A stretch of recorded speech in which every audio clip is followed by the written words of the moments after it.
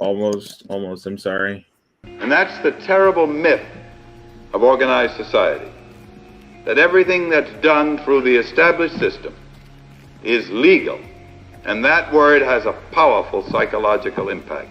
It makes people believe that there is an order to life and an order to a system, and that a person that goes through this order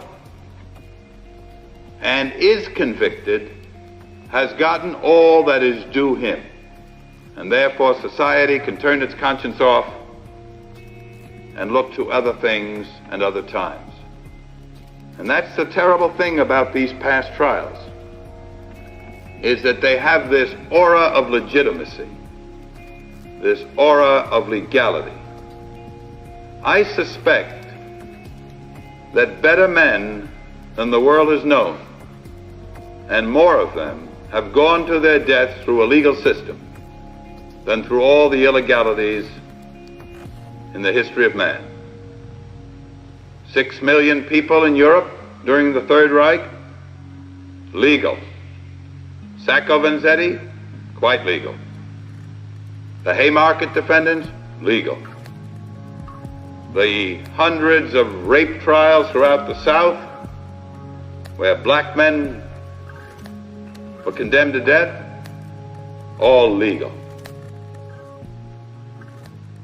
Jesus, legal. Socrates, legal. And that is the kaleidoscopic nature of what we live through here and in other places. Because all tyrants learn that it is far better to do this thing through some semblance of legality than to do it without that pretense. So that was William Kunstler, and I have to thank Randy Credico and my years of working on his show for introducing me to who he was. He was an amazing person, and if you don't know about him, please go look him up. We're going to be talking a bit tonight about some of the things in the Assange case that are being done in court that are anything but legal. So we have a couple of great candidates on. We have Phil Anderson returning from Wisconsin, and we have Jose Vega. If you've been paying any attention, you know who he is, because he's usually shouting someone down with some facts somewhere.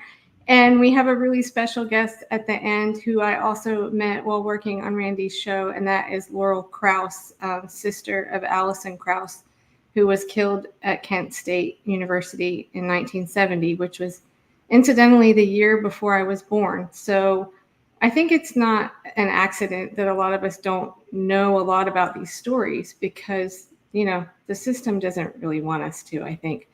But anyway, before I move on, I've got another Kunstler clip. Specifically, he's speaking at Kent State in October of 1970, and I got special permission from the Kent State archives to play a bit of it. But before that, I just want to, give a shout out to Randy, who is, let me share here. Okay, it's up here. Randy is out with the billboard truck again. He was all over New York City in the freezing cold, I think during day X week, and he's been back in DC. There's Gabriel Shipton, and all over the place with this truck in the cold. Here he is outside of the UK embassy, and he's just a tireless activist, and I just have to thank him for everything I've learned on his show. So anyway, with that, I'm going to go into the next Kunstler clip, and he's addressing students at Kent State about 6 months after that happened, and he quotes something from someone else wrote at the time in the New Yorker, and it's really about how power uses the law. And so with that, let me just pull that up. Okay, here we go. I suppose you all know, of course, that Joseph Rhodes, when he heard about these indictments, called it Mississippi justice, and that's the way it has to be treated. This is an attempt to create a Reichstag fire here on this campus to utilize the old device, which was referred to just a moment ago, of pointing the finger at the victims and trying to pretend that they are not the victims, but they are the victimizers themselves. This was done in Germany 35 years ago with great effect. Out of the firing of that building, that symbolic building, they came the whole Nazi nightmare. And I hope that the same result doesn't come out of the incidents that occurred on this campus last May, and then turning them against the people by these indictments. There will be formed a legal defense fund. It is hopeful that most will cling together and learn that there is a strength in unity that doesn't come when you're all by yourself, bit by bit. That's essentially what is desired. Different defenses, different tacks, everybody out to save himself from an indictment, rather than an attempt to get together and save yourselves, of course, but to save the whole academic community as well. And that goes way beyond Kent State. For those of you that haven't read an article in the New Yorker called The Greening of America by Charles Reich, he says the law is not the law, that the law is utilized by those in power to control those who have no power. That the law is used to force an allegiance to a corporate state, which he says has no longer any excuse for existing because it's not fulfilling the needs and desires of people.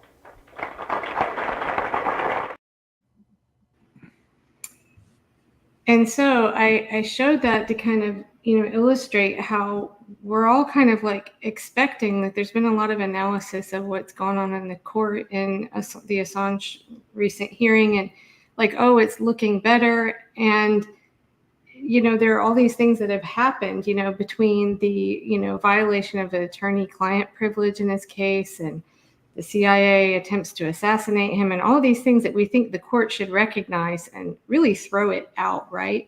But it's really, the question is, who are they really answering to?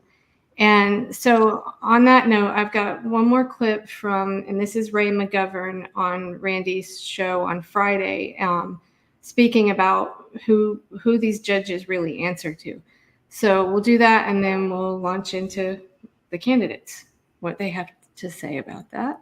They are not the last resort here. They report to what's become of the jurisprudence of the British. Now, the question is whether the British are willing to bow to power rather than to law.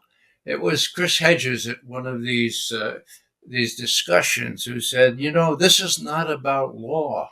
This is about power. And it's about the power of the United States. And it's not even about the power of the president. It's about the power of the deep state, of the people who were justly exposed in this proceeding.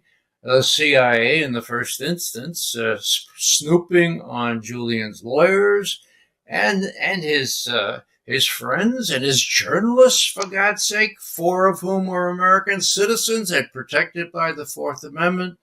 So what happens here will all depend on how subservient the British authorities, who will have the last say, in my opinion, as to what the Lord and the Lady decide to do. And my bleak prediction is simply that they will take measures to delay and delay and delay. There will be months and months and months aimed at telling Julian, who will keep resisting, of course, but they want to tell Julian, look, Mr. Assange, will you please do us a favor and die in prison? That's what they want. They don't want Julian back in the United States. My God, that would be a horrendous thing for Biden. We still do have a First Amendment, hanging judges to be sure, but a First Amendment. Does he want that in a year in which he's pursuing re-election, old as he is? I don't think so. So my bleak prediction is that month after month after month, at least through November, we will see Julian cooped up with a great wish on the part of the British authorities that they would get rid of this upstart, as has happened to the former British British history. Rid me of this person.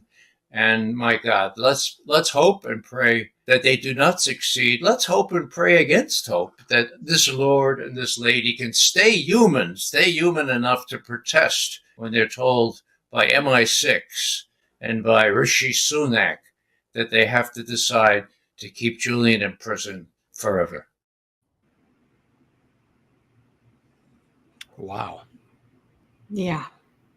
It's I not. think we talked about that last week, actually. The MI6. Well, the idea that they'd be perfectly happy for him to die in prison. That's probably the best outcome for the United States government.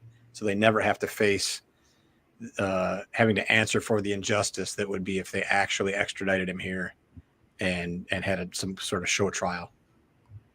Right. Right. But what do you guys think about right? The chill it would put on everybody if they did that. That's your punishment if you don't conform and be an ordinary journalist. And what do you guys think about the whole, the way it's tied up in the courts? Anyone that's ever had anything in the court system, I know, Matt, your election, when you were running, you did. We talked about this before too, I think, but the process is the punishment. And here we are hanging on, waiting for justice to be done through the courts. Just seems to me that we have to start banding together, like Kunstler said in that clip, and maybe start fighting these battles back in the court system. But of course, that's very expensive, and that is a huge barrier. No matter what the battle is, it costs so much money to do that. What do you guys have any thoughts on that? Like, we have the National Lawyers Guild, I think, that was started. I don't know that much about it, but there's some help for fighting. But what do we do? What do we do about that? Any ideas? Yeah, well, I think you take what's going on with Gaza right now, and you take the fact that because of the protests that have been happening around the world, that is actually what has allowed South Africa to take this case to the International Court of Justice.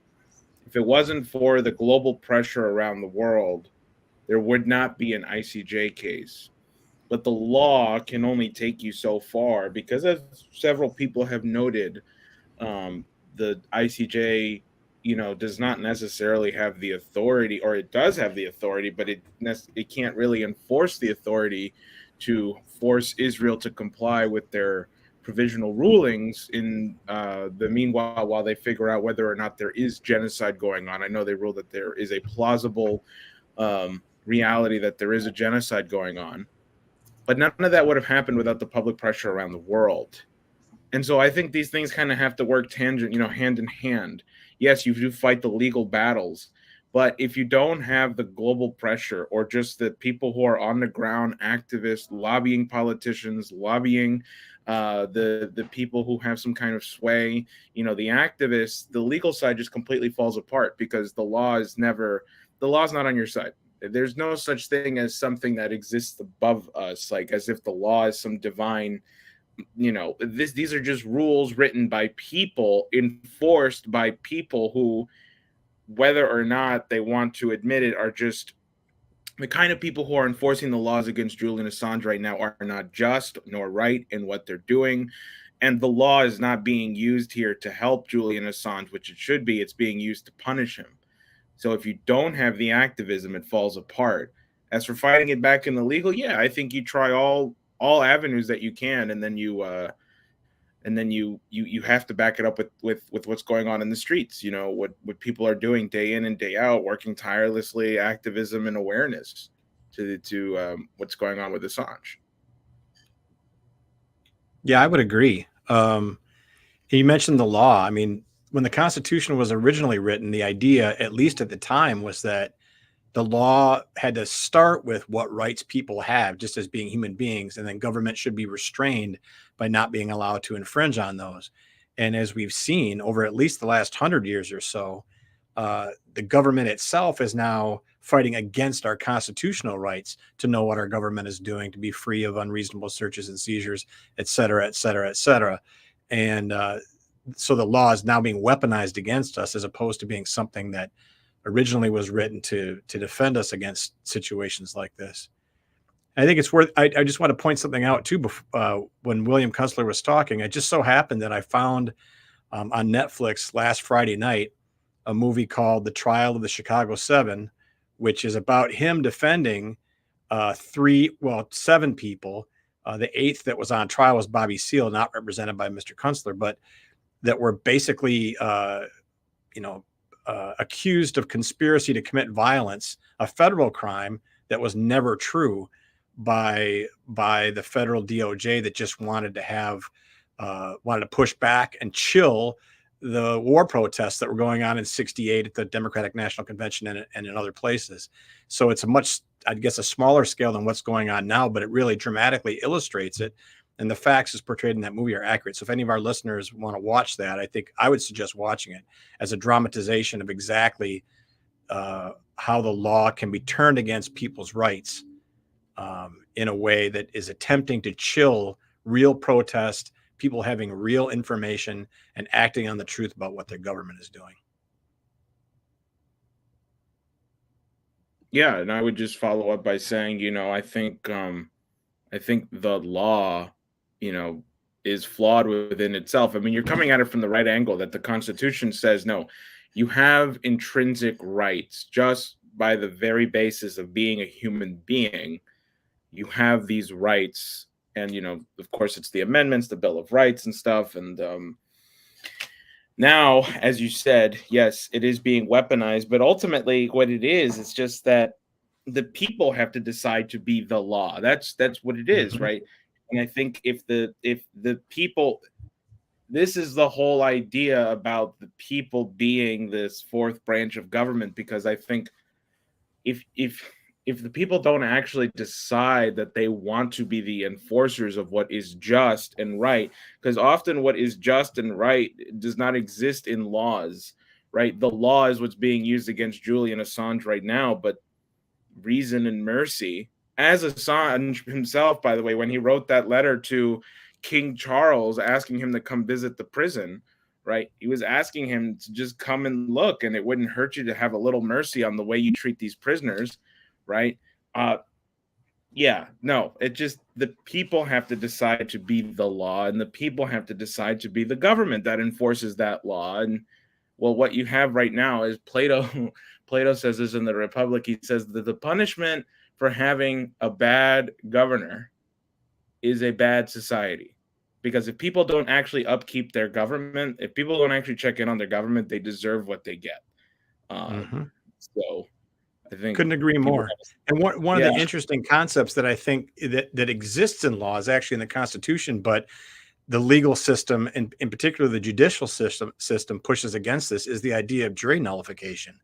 That's right in the Constitution. And the idea is that if a jury is, sitting involved in a trial, and they decide that regardless of the fact that the person that is on trial might have actually done the deed, that if the law is unjust, they can find that person not guilty by virtue of the law being unjust.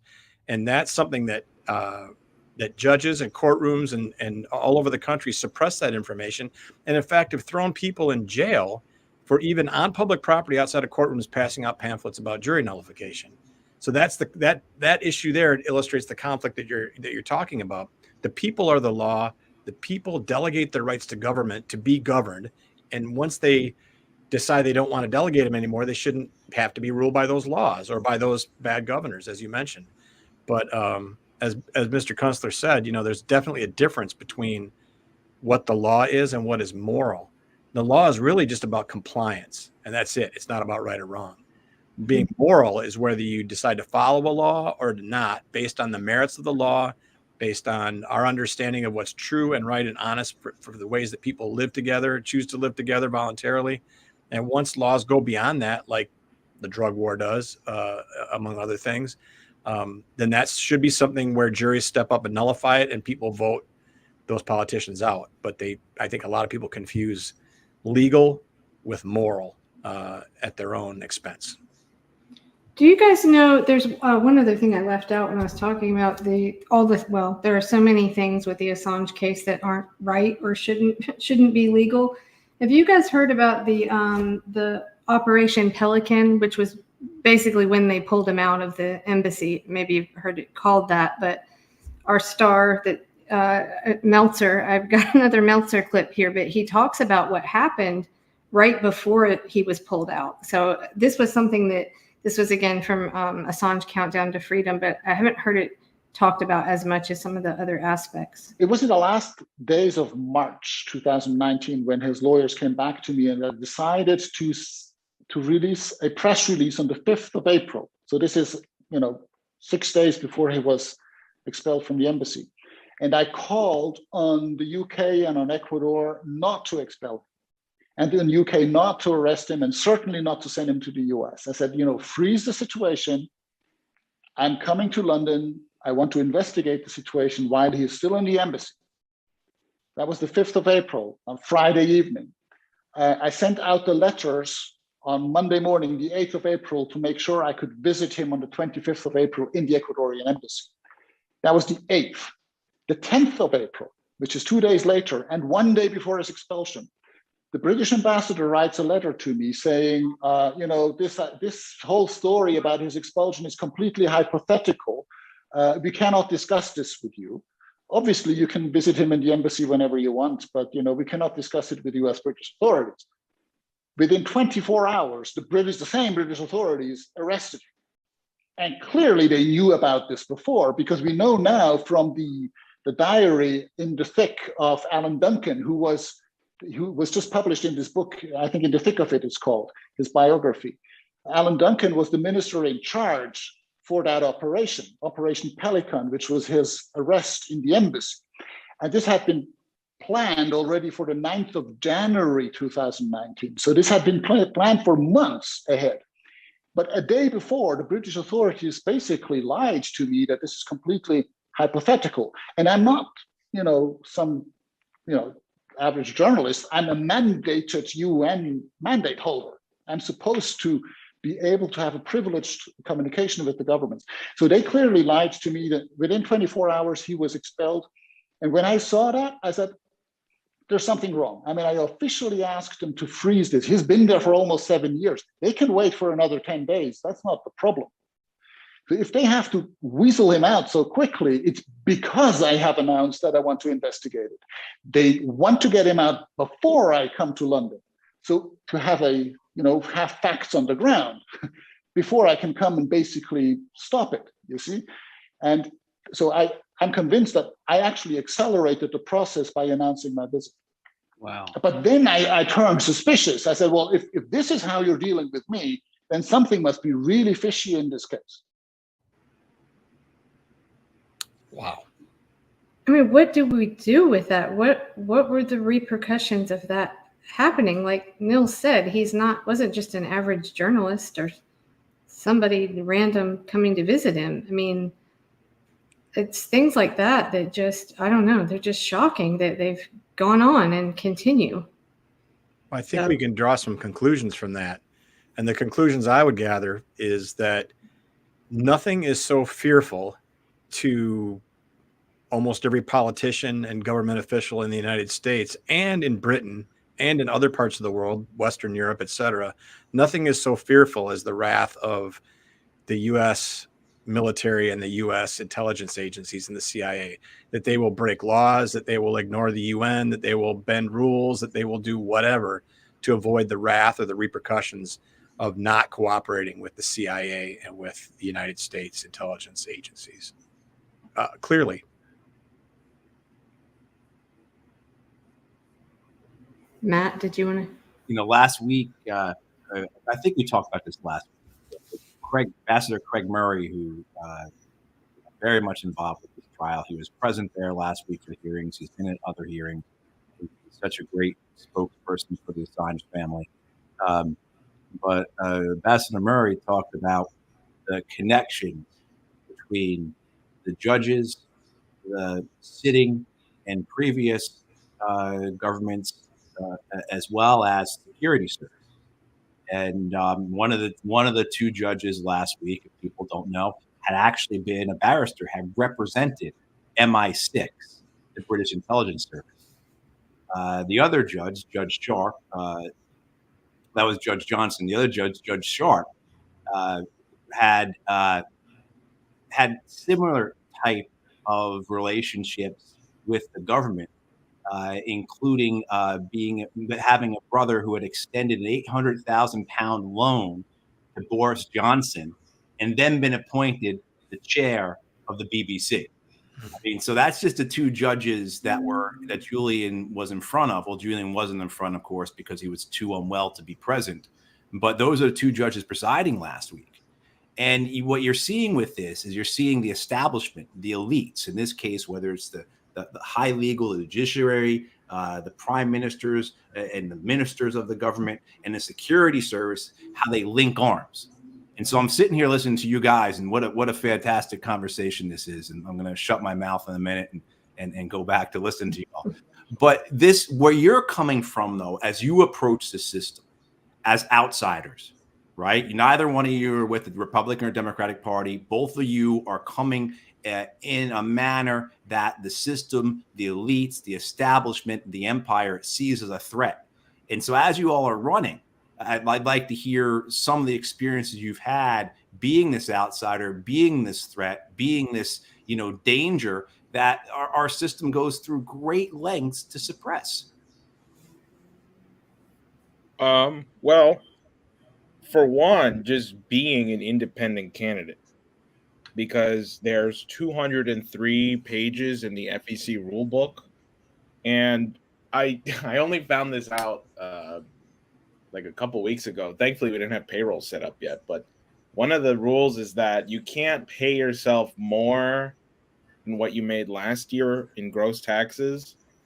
I only made like $22,000 in taxes, and then so I work part-time, right? I have to work part-time while running my campaign in order to do this. Now, I can give you a more specific story about the law, which is that when I confronted Hakeem Jeffries back in February of last year, after I confronted Hakeem Jeffries, I got a call from DC Capitol Police asking me if my intention was to hurt the congressman, if my intention was, if I was going to do anything, if I was going to approach the congressman and hurt him physically. And all I asked back, you never say anything to those folks, but all I asked was, how did you get my number? And she responded by saying, well, you're everywhere now. You may want to look into that. And I was like, what are you trying to tell me? My God. What Jose, that's something we've talked about before as well, this intersection of the Assange case as a First Amendment case with concurrently running in parallel this assault on our Fourth Amendment. Mm-hmm. So, yeah. Absolutely. Yeah. Yeah. I used to think that I could hide things from the government. And then, if you think of all the ways that our information can leak out, or, just communications with other people that aren't trying to hide, et cetera. Or if you're in public running for office, right, Jose, you're automatically, giving information to somebody at the government level. And that's all public information. So it's really, really hard to hide from all that. What I run into in talking about these things with people is kind of two different things, and they do overlap. One is that people have a hard time believing it if you go too fast and lay out the whole thing for them, like what you just said, Matthew, a First Amendment assault concurrent with a Fourth Amendment assault. That's a lot for people to take in, and most people in the United States are comfortable in their lives to a certain extent, are not hungry, are not desperate for entertainment or to take on things that seem too challenging, like a vastly different understanding of what their government is doing. So you have to give it to them a little bit at a time and let them kind of find their own way in. And that's what I've been trying to do with this particular situation, because, as we've all acknowledged, this situation with Julian and the First Amendment leads in all directions to what the government does with war, with lying, with conspiracies, with et cetera, the influence all over the world. And the other part of it is talking to people that have kind of embraced part of it anyway, at least understanding, and the challenge of trying to pry them away from their previous commitments to Democrats and Republicans, whether as parties or candidates.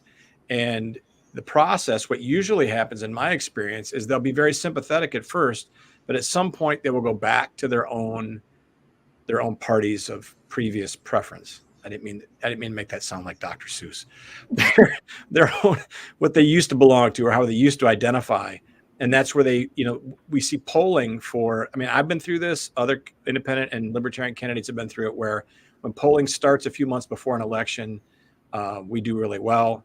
And then as we get closer to election time, people start filtering back to their previous positions. We manage to retain some, but they feel comfortable in what they used to believe or their previous beliefs or prejudices, or they just want to win and they get caught up into the lesser of two evils or whatever. And so we end up fighting the same battle of getting this information out and hoping to find people who care about these issues as deeply as we do and as deeply as they probably should every election cycle. And the goal is to, it's like waves. You try to get as many people involved and informed as you can through one election cycle, and then hopefully don't lose them at election time, and then start over again and don't give up, whether it's us or other candidates. To just keep fighting, because more and more people will realize what's going on. We just can't lose them back into sort of a anesthetized life, or continuing to align with the very powers that have caused this problem in the first place. Well, that's why you mentioned. Sorry. No, go ahead, Jose. No, I thought about that, Phil, and one of our campaign ideas, people in my team were not happy with that we have slogans, so I'm calling them ideas. Is vote Vega, elect yourself, and we've started this campaign in the Bronx for my campaign. We're calling guerrilla warfare for truth in the Bronx. And so I've been using a lot of the funds that have been coming in to just like mass print stickers and flyers and posters that just say the truth defies silence. I don't know. I'm a horrible candidate. I don't even have my literature to just like show off, but we have these stickers that we are trying to get posted everywhere. But beyond that, I'm encouraging people not to, I'm not your typical candidate who's, trying to, I guess it's a disgusting thing, right? With the Democrats and the Republicans, where it's like, oh, vote for me because I'll get on my knees better and faster than the other guy. And then the Republican says, no, I'm a better kisser than the other guy. You should vote for me. That guy sucks, right? It's prostitution. It's prostitution. That's what it is. Exactly. No part in that at all. Yep. I want to inspire people to not have to wait for elections. It's kind of paradoxical because I'm a candidate, but nobody elected me to go and yell at politicians and, start talking the truth. You don't have to be elected to tell the truth. You don't have to be elected to go and take some direct action or take some nonviolent direct action. You don't have to be elected to do something. That's what my campaign is centered around right now. It's like, don't wait, just do. That's my thing, right? So come November, I'm not promising people a win. Some people are like, no, it can totally happen. All right, well, I'll let them say that. I'm not going to say that. But, I want to inspire people to do right now. Don't help me win. Help me get Assange out of jail. That's my campaign. Well, it can happen. I think, Phil, you mentioned on another one of these that, that was an idea that was planted really by the government originally, that there are only two parties. Absolutely. But, we have just in the 2020 election, which had one of the biggest turnouts ever, there were still 80 million people that didn't vote. 80 million. So, if some of these people, and most of the reasons they don't vote are they don't think it makes a difference, or, they're not paying attention because they don't think it makes a difference. So I always see that it seems to me like candidates like you guys are the ones that can break through because you're speaking truth and people are responding to that. So I think we just have to break that narrative that you can't win. So I think you absolutely can. Well, and in the context of a campaign, more people pay attention to politics during campaign season too. So that's why I would guess that's why Jose's doing what he's doing, is because, you know, it's not easy to get attention and have influence as an activist outside of the idea that you're running for something. So that, I think that's a useful way to do it, even if your goal isn't to necessarily win, or that's not your only goal or your primary goal. It's the same with me. You know, I want issues to get discussed. I want to wag the dog, so to speak. And if as what happened in 2016 when I ran, I was polling well enough that both the Democrat and Republican that I were running against had to answer some questions that they wouldn't normally have had to answer, and make some commitments that they had to make too. So that at least is useful, I think. If our goal is for, in my case, you know, liberty, freedom for whoever, you know, whatever your goals are as an activist, you can to a certain extent wag the dog, because it's a, you know, for the two parties, to them it's a zero-sum game for votes. Well, I would disagree just on that one thing, that like, as an activist, I've gotten millions of views, and I'm not trying to toot my own horn. I really am not. Yeah. I've got, you know, millions and millions of views, and my interventions have been translated into like different languages. And again, this is not me stroking my own ego. It's just that I think people are just hungry for the truth, and are hungry for somebody speaking up and telling the truth. And so whenever anyone's like, well, how do you do it? What do we, you know, you can do it too. Like, I'm just, you know, I think people should just do these things. I think that, you know, I don't know. I think, well, the AOC one went viral in October of 2022, like less than 4 weeks before the elections. That's true. But the ones I did in 2023 was in an off year. There were no elections going on, and that was the ones that had the most potent reactions. So, you know, I think running for Congress has only kind of like elevated me now to another status, which that is true. Right now I have to watch my words, and I can't say so many F-bombs anymore as I used to, which, like, well, I'll tell a story about that. Actually, earlier today, my Republican opponent, who originally is from Wisconsin but has lived in California for a long time, so the Democrats are saying that he's not really a Wisconsinite anymore. So he got into Lake Mendota just this afternoon. It's very cold. There's still a little bit of ice on it. He had to break through the ice to show that he's really from Wisconsin, which I thought was really, really goofy. And so on Twitter, I kind of called him out, made a little bit of fun, not too dirty or anything, but just kind of laughed at it. And one of our guests last week, Kat, responded to me on Twitter saying, do you, or should you be, spending your time on social media, discussing this and not more important issues? And my response was, well, I'm also discussing important issues, but certainly as a candidate, you're held to a higher standard of discourse, which I don't, in my heart, I'm a bomb thrower. You know, I'd rather call them out and speak the truth in using expletives when appropriate and if necessary. But the public always doesn't look at it favorably, including other candidates, I guess. I'm really bad. Isn't that such a I don't know, a contradiction? You can't drop F-bombs, but you can vote to drop lots of other bombs, you know? Yeah. Somehow we'll offend people that are mass killing people all over the world with our tax dollars in our name, and yet somehow we have to be careful about how we talk to them. As long as you do that politely. I'm really getting fired up now. I'll stop and let somebody else talk. But that really disgusts me, what our government does. I'm sure it does all of you too. And so I think it's part of what I was going to say, Veterans for Peace did a great action, I don't know, maybe 10 years or so ago in DC. People remember the museum where that is, looking down Pennsylvania Avenue, right in front of the Capitol, about halfway in between the Capitol building and the White House was the museum. And they got up on the roof and they dropped the giant banner from the museum that said, "Mr. President, end this fucking war." And then it had as an asterisk, as a foot, the war is the obscenity. Yes. And right, that's what we're up against here. We're up against this manufactured these manufactured narratives, these false hierarchies, or these this necessity to adhere to some type of Manichaean narrative of good versus evil all the time. It's a false civility. Right. Yeah. And so there's two things, right? What they don't want is they don't want the truth. They don't want people, truth tellers like Julian Assange or Daniel Hale or Thomas Drake or Chelsea Manning. They don't want that, but they also don't want the complexity.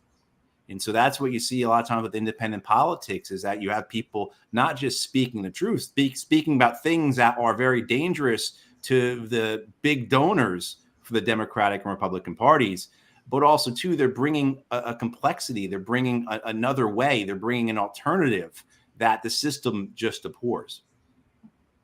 Well, and I think also when you're speaking up, I mean, what's the common denominator with all those people you mentioned? You're speaking up against war. And that brings me into, we'll bring on our next guest. I've got 2 clips I want to play. No, what happened? I don't know.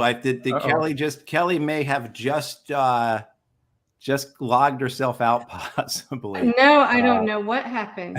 I did not. Back. I did not. The screen went, so I don't know. Anyway, I'm back. So here we go. We've got a 1.5-minute clip and a 50-second clip, and then we'll bring Laurel in. So this is about Kent State, and this is a little clip. It's from CNN, I think about 10 years ago, and they were trying to have, maybe Laurel can talk about it a little bit more, but they were trying to get the Justice Department, I guess, to look into the audio from, from Kent State that day, May 4th, 1970. But here it is. This iconic image is synonymous with America's internal battle over the Vietnam War. Tear gas and bullets at Kent State University. 4 students were killed, 9 others injured when Ohio National Guardsmen opened fire during an anti-war protest. The Justice Department now reveals the FBI destroyed an original reel-to-reel recording of the shooting. But a digitally enhanced review of a copy of those tapes has revived the question.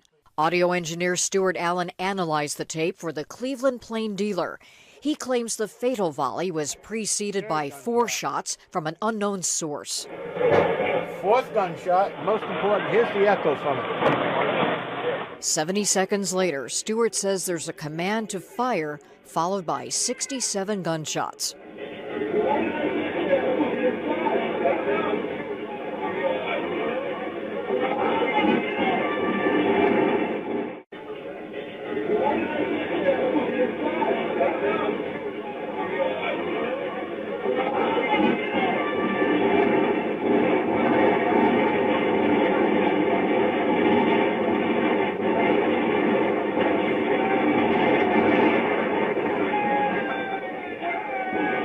The Justice Department calls its own review of the words and sounds unintelligible with no consensus. Allen says this isn't about prosecuting anyone in the National Guard. So this next clip, I just happened upon this, and I was just kind of shocked at this one little bit of this interview. A local news guy is interviewing Sandy Scheuer's father, who was another one of the students that was killed. And this is just a little 50-second snippet. But notice what the news guy does. I want to see if you guys, I'm sure you'll pick up on this. Yes, my feelings changed. My feelings changed about the war. My feelings changed about the system of, not the system, the government we have. It's not 100% democratic. Because a minority can't express their views. My opinion changed about the newspapers, which do not bring everything the way they should. There's no question that you have a right to be bitter at this point. And I don't want to sound cruel or add any cruelty to what you've already experienced, but do you think that you could become overwhelmed with hate and with bitterness and eventually not be able to function in the way you want? Because you're nervous and so on, but I'll try, and I think I became a better person really through that. I just was shocked by that, because it's like gaslighting him or something. To me, I just thought, here's this news person, we think of a lot of the media as representing the state, and it's like, don't be bitter. Your daughter was just murdered. I mean, I don't know. I was just shocked by that. But I'm going to bring Laurel in now. Hi, Hi. Laurel. Can you hear me now? We can hear you. Yes. Awesome. So I wondered if you I've could. never seen that clip. Oh, you haven't seen that one? No. Oh, did you know, or did you ever? You must have met him, maybe. Oh, yes, certainly. They were Holocaust survivors, Sandy's parents. Oh, wow. So it was a kind of a little bit different in terms of their response from the other three families. They had a lot more mitigated response because they had been through the Holocaust, and we didn't really speak up during the Holocaust either. Right. Well, do you want to talk a little bit about what we spoke about on the phone a little, which was where I found that CNN clip. It was talking about how you took it to, was it the Court of Human Rights? Let me get my page up. And it was kind of acknowledged. Sure. Well, you saw the recording that with Stuart Allen, analyzing it. He's a forensic expert. And he actually unearthed the Kent State commands to fire, which were in dispute for 40 years. And on the 40th anniversary in 2010, this came out. It was on the anniversary. And what we learned was that there was a command to fire, and preceding the command to fire, that there were 4 shots, and that was done by an agent provocateur who was working for the FBI. When that came out, it was like they would not touch it. It was very hard to get attention on any of it, and I then decided to take it to The Hague. That was my first choice, and they don't have the correct purview because of the Rome Statute there. It starts in 2002, I believe, and Kent State happened May 4, 1970.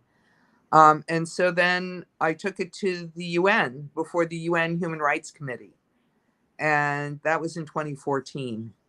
And I asked them to examine the human rights that were involved in the Kent State massacre, because you saw that news person talk, and he was not wanting to talk about what happened. He wanted to talk about how devastating it was, and that's the smokescreen. Right.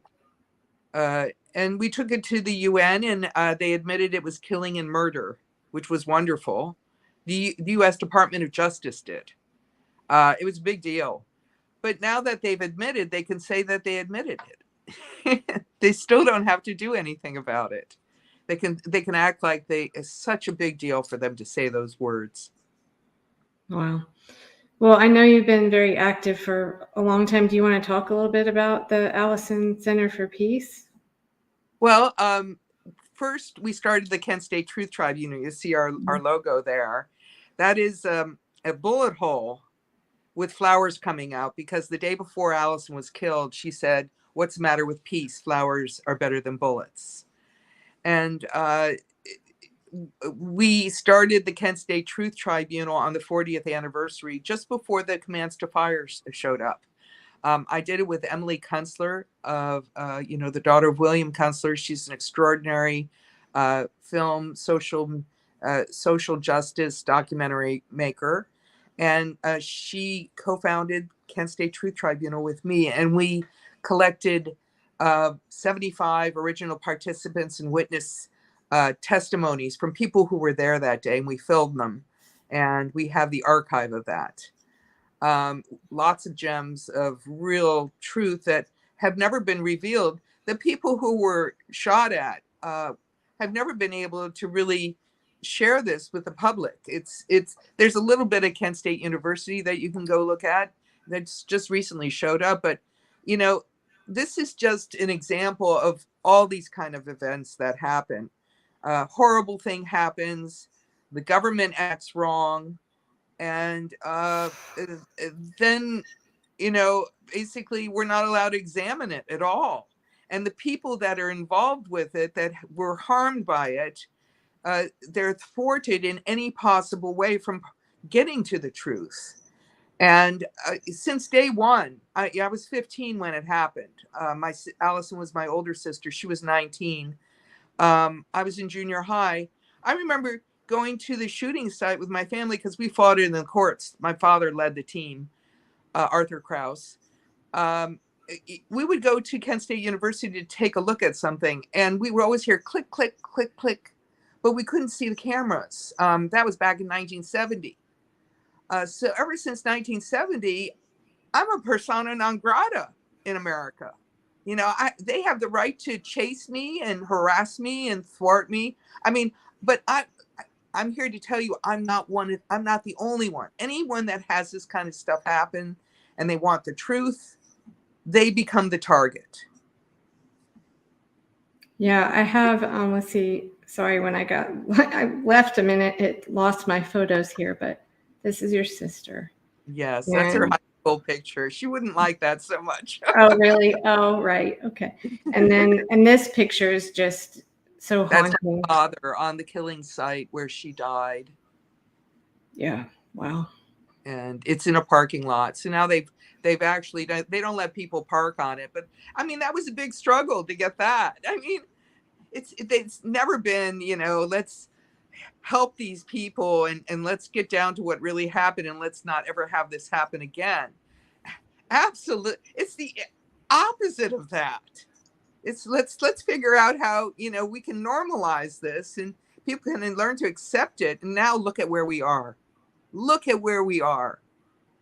Yeah, I think I told you on the phone too. I talked to one of our original candidates for Assange on the panel that we did, 5 years ago, Paul Knupp. I think he's in Iowa or somewhere out west. And he, I think, was maybe about your age when it happened. And I remember asking him, I just said, you know, well, what happened? Why did all this, you know, activism and everything kind of just die down? And he said something along the lines of, you know, all the assassinations, everything that was happening, that it just really killed everyone's spirit and people kind of just retreated in. And my feeling is that like now we have a lot better way to connect with each other, whether the powers that be like it or not, you know, we can do this, at least for now. They make sure that we don't come together. And after the Kent State massacre happened, there was Jackson State 11 days later, and they got 2 Black students. And very few people remember or know about that. It's not covered. But it's my feeling that they were 2 actions that were both perpetrated by COINTELPRO at the Chaos program. But they basically make it so that you can't pursue the truth. And the FBI showed up at all those students' houses for the next 10 years. Everyone was treated like dogs. Anyone that raised their head and said that they wanted, you know, find out what really happened that day, they made sure that they were met with force. And that, you know, you sure you want to do that? You sure you want to ruin your life? You know? And that's the truth of what happened. There was this chilling effect. You know, at the time of the Kent State massacre, they were basically saying, you know, everyone that was in the radical movement, they thought that, you know, J. Edgar Hoover was in their mailbox, and he was. I mean, that's how they spied then. You know, no social media. And so basically everyone felt like they were coming, and they were coming after everybody. There was the draft. There was all this stuff where they were in everyone's personal lives and they were threatening everybody. And we were obstinate. You know, we were a different generation. We would not, but they had to shoot at us to get us to finally shut down. But you mentioned like your parents' generation, though, what you met with like at school and what your generation dealt with the parents kind of cracking down, like, you know, don't be a problem. There was that issue too. I feel like maybe hopefully that's different now. You know, it's, you know, I had some dinner with some folks last night, and, you know, it's about everyone having the same opinions, and they want everyone to think the same way. And so, you know, I'm sitting across some people, one I had never known and an old friend. And I said, so what do you think about we just had a big victory in my community. We got the ceasefire proclamation signed by the city council.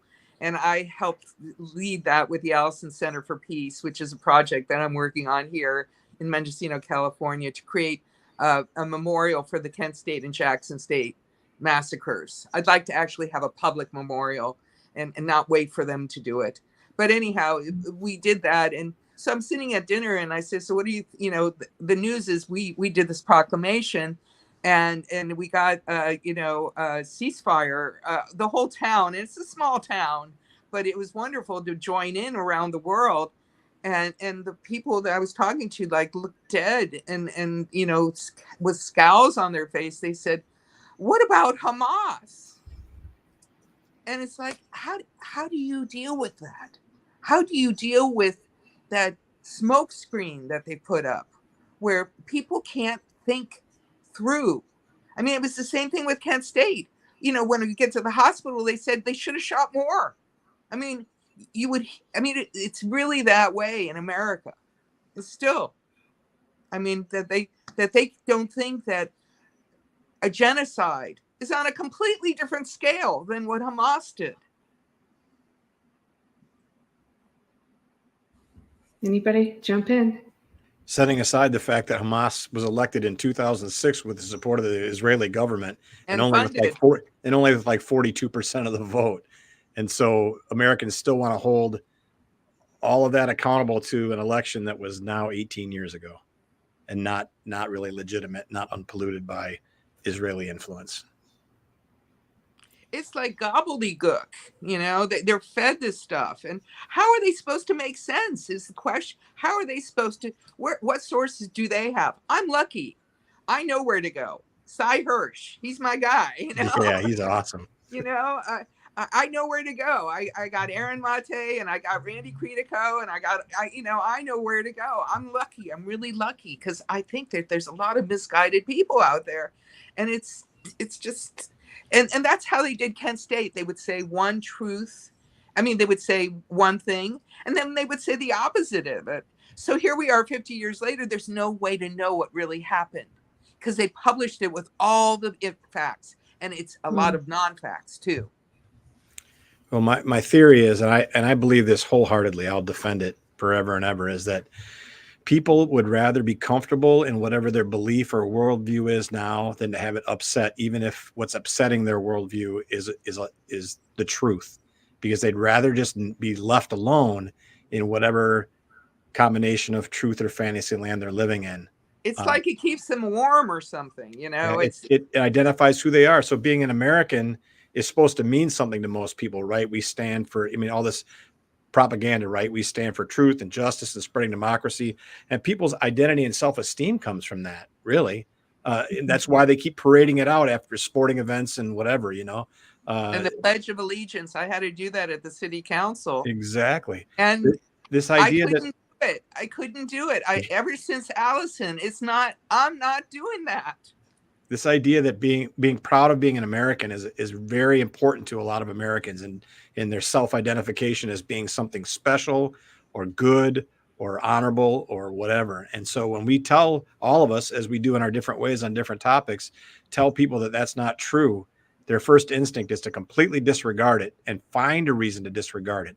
We're conspiracy theorists, we're communists, we're pro-Putin, we're pro-Hamas, whatever. That's their first reaction, is to reject it on the sketchiest of grounds. And to make you wrong and to character assassinate. Ad hominem was wild these days. Yep. I just want to put in one piece. Jose Vega, I'm a big fan. I just love what you do. The first time I heard you, I said, who's that? Who is that? And you're so well spoken. You really know what you want to say. I'm just so jealous, actually. You're the best. Keep doing it. Well, thank you. I appreciate that. I never know how to respond to that. You're an interventionist and you've been doing this a lot longer than I've been. So if anything, I should be the one here, fawning over you. No. I mean, my sister died when I was 15. I had a life, and I picked it up again in 2010. So it's been 15 years that I've been doing this, and it's because I can afford to do it. I'm not really, of course, but I don't have to work for the man so much anymore, and I can just figure out a way to make this happen. But we need so many more of people. I hope, Phil, I'm sorry that I'm not fawning over you in the same way. That's right. I don't do what Jose does. He deserves all the credit. He's out there every day. No, You I sure do, actually buddy. wanted to respond to your point about America. I am not this old, but I think it was Bob Dylan or somebody else in the 60s. Because of Kent State, they started saying, well, where is America? Right? Because it was what Phil said, right? That people have this image of being patriotic and being an American, honorable, honest, this and that, but like, where is that America? Was that Bob Dylan? I don't remember. I not that I was there to remember. I'm not a vampire or something, but it was somebody who prominent who said that this idea of like, well, this so-called America that's so great, I don't see it. And yeah, I believe that today, right? Like, I like to, I guess the perspective. I'm sorry for all this noise in the background. It's my cat is just dropping stuff in my room. I'm sorry for, I'm 25 years old, so I was born in 1998, and at the age of like almost 3, 9/11 happened, and I was born into this, post surveillance fascist world, right? That is my idea of America. But oh my God, that is not what America actually is. I mean, this is fascism. This is not, the founding fathers had their flaws, of course, but they gave us a constitution. I mean, I think we should use that, When I think about Douglas, I mean, Frederick Douglass was very much a federalist. And he had this idea, because this is where he split with John Brown. I think John Brown even asked Douglas to go with him. And Douglas's whole idea was that, no, we have a constitution. It wasn't the danger or the fear. It was this idea that we have a constitution and we should use it and we should enforce it. That's my America. That's the idea that exists of America in my mind. And until we go back to that, we don't live in America. We live in something else. We live in fascism. So, well, that's why Agreed. That's where grassroots really count. And so this thing that we did just this last Monday, we had grassroots action. We joined many other communities around the world in doing a symbolic ceasefire to stop the bombing, to stop the genocide in Gaza, and also to stop the funding to Israel. That was part of our ceasefire proclamation, which I was really pleased to. I canvassed for it. I protested on the streets for it, and I signed it. And I felt really good about it. And it really reignited something in me, which is peaceful action really does heal. It's about the best healer that's out there. When you're doing your protest and you're out there, Jose, you've got to be healing all the angst that you got and getting it out and making it, better connected in your spirit, because that's how you do it. You take action. Healing is an action. It's peace. When you thread it and you make it a peaceful action, then you can heal like never before. So do you think we had last week, wasn't that last week that Ann Batiza was on? And they had this ceasefire, they in Milwaukee, they pushed it through, and they ended up getting the Milwaukee Democratic Party voting 33 yes, 9 no to signing the House resolution, or stating that they were for House Resolution 934 to drop charges against Assange. So that was really interesting to see the way that they part of the activist group she was part of. They were able, with all that pressure, to sort of tie those things together. So that was, I think, a big victory. I think the key to the future is grassroots action. It's the only thing that, and there's so many more of us than them. That's right. And that's my idea with doing this again. I will say that I am having a lot harder time finding candidates. There are some really great ones out there, like you guys. and the ones we've had on, but it is more polarized than ever. The Republicans are not your average fiscally conservative, socially liberal. I mean, and on the same note, the Democrats are more extreme. But I have a young Democrat in Florida interested. He couldn't come this week, so they're out there, but it's not post-Bernie time. It's very different now, much more polarized. But I have a video that I put together for our ending song. It's your friend David Rovix, and this is his song, Kill the Messenger, and I just made a little slideshow with it. So we will go out with this, and if I want to make sure you guys have a exchange contact or whatever, I'm sure you can do that. You Laurel and Jose probably. Yeah. Oh, you'd like Twitter. Do you guys want to, I don't know, tell your Twitter or tell people where to find you, I guess? And I have a website, www.truthtribunal.org, and I'm on Facebook. That's me. And Jose and Phil? Yeah, people can go on my website, votevega.nyc. People will soon be able to download my stickers, my PDF, and then you can put them up wherever you are in the country. I mean, we're trying to get 100,000 of these up in the Bronx. So if people want to donate or be on the ground to put them up, please do, and join me in my fight for guerrilla warfare. Guerrilla warfare. And I think whether you're in California or whether you're this really smart scientist that I know in Boston, you should speak up no matter where you are in the country. And and I like my campaign idea, the truth defies silence. So that's Hear. Yeah. That's not a slogan though, right? That's not a slogan. It's an idea. Well, I can be found at andersonforussenate.com. And for any of your listeners who found this broadcast from Twitter, I was tagged in this. So it's at the number 4, Phil, WI. I can be found on Twitter too. And okay. I'm glad that we're all on together because we need to work together. One of the stories of Ann's success in Milwaukee was that they got their resolution to support HR 934 passed by allying with the folks who were there passing a resolution for peace in Gaza and Ukraine, and they worked together. So that's why we all an example of how we all need to work together too for the things that we believe in together. Yes, thank you for remembering the details on that. Okay, so here's this song by David Rovix. It's really good. Peace, everyone.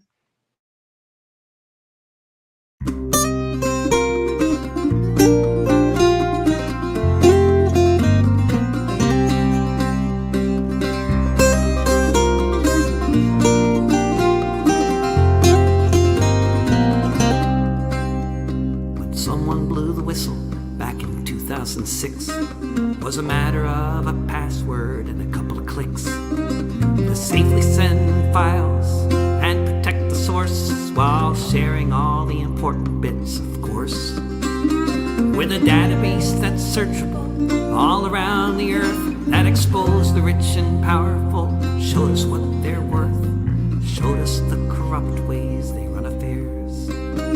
From Iceland to the Indies to almost everywhere, making clothes transparent on emperors all round, everywhere that whistleblowers are to be found. WikiLeaks was too effective, it had to be beaten out.